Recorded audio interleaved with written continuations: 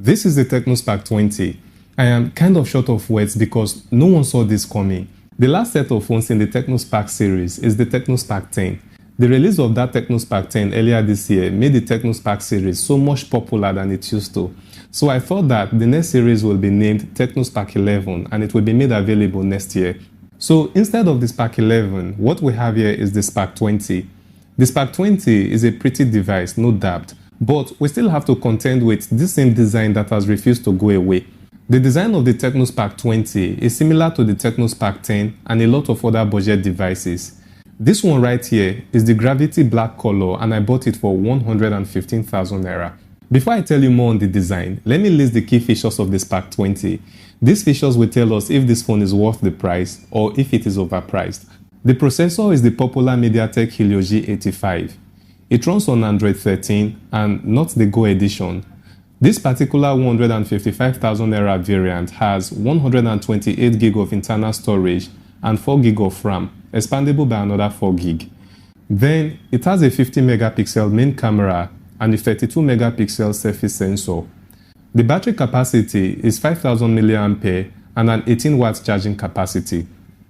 This is the packaging box. No new changes to the design. This is how the phones in the Spark series are normally packed. Cut the package open and you will get to see the phone first, wrapped with the key features. Then there is a bumper case that is both transparent and flexible. It is so easy to wear it in and fits the phone nicely.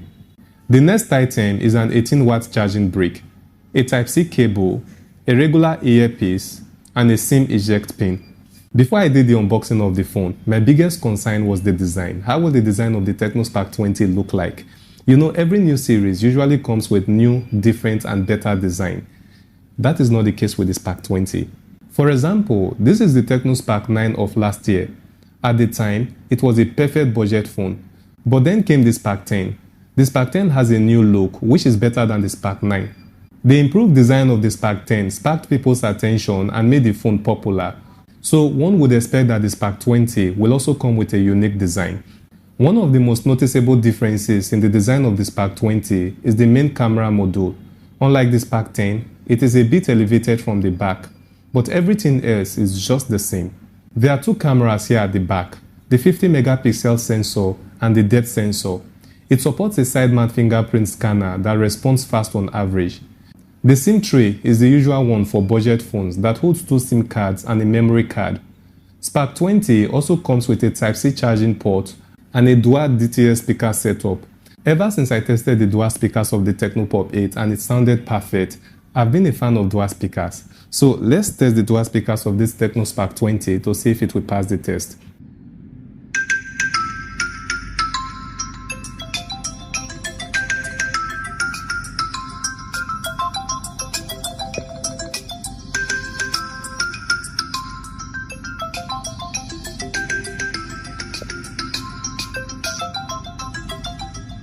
Guys, that sound was awesome and okay.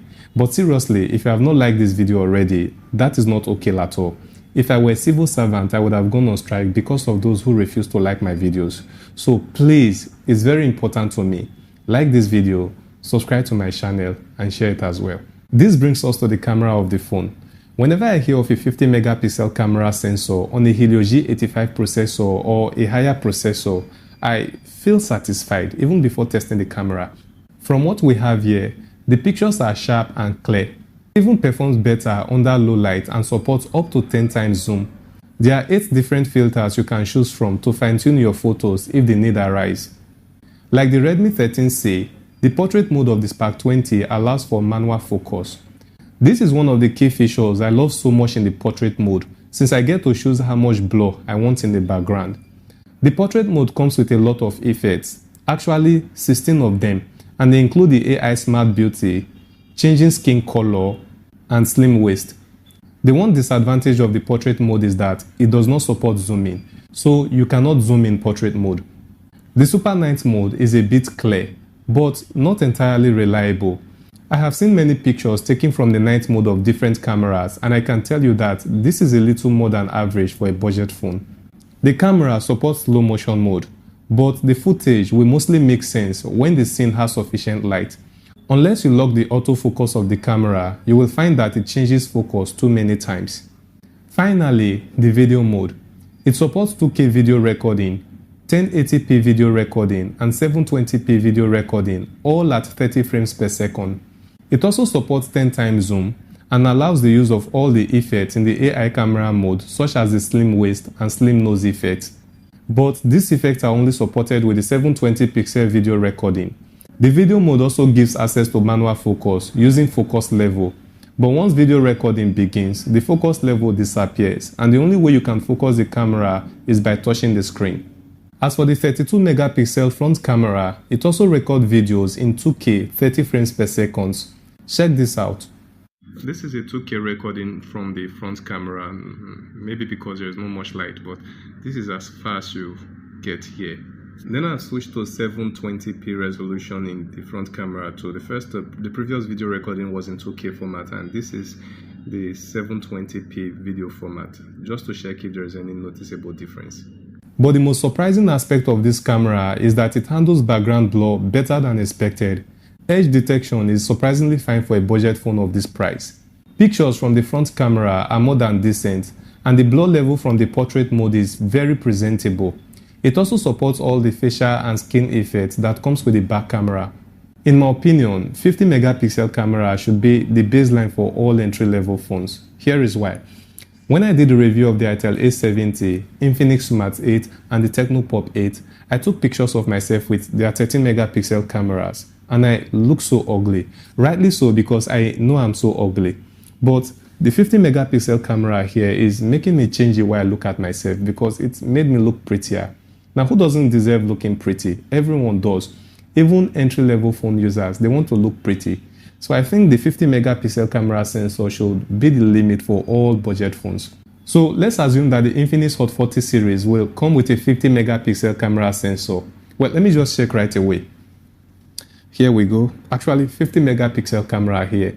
It's a good thing though, but indicates that whatever Tecno does, Infinix will do it, Itel will do it, in the end, all the same phone. Anyways, let's go to the display. Every budget phone in this price range that I know of usually ends up with an IPS display of 720 by 1600 or 1612 pixels resolution. The spark20 is no different. The peak brightness is probably 500 or 600 nits at best. Just like the Pop 8, it has a 90Hz screen refresh rate, so scrolling is very responsive. The only issue with the display is the huge bezels, especially at the bottom. I think this is deliberately done by Tecno to remind us that the phone is a budget phone. So if you want a phone with slim bezels, go get a more expensive phone from us. Thank you. If this is Tecno's plan really, in this hard economy, we die here. Sure, I can see what's on the screen like that now. We'll use it like that. As mentioned earlier, the processor is Helio G85. Since it's a gaming processor, eFootball, Call of Duty Mobile, Free Fire, and a host of other high graphic games should not be a threat. The phone does not lag, nor does it overheat within the time I used it. Then about its charging capacity, since the Tecno Pop 8 already supports up to 18 watts charging, I was hoping that the Tecno Spark 20 will support up to 33 watts charging. It does not, but that's still my thought anyway. The battery drains normal, just like every other budget phone battery. That means it can last you the entire day. I currently have a lot of phones to unbox, and that includes the Infinix Hot 40i. I'm also looking forward to comparing these two phones. And let's not forget that I have the Redmi 13C to contend with. In my next video, I will be starting with the Infinix Hot 40i. See you there.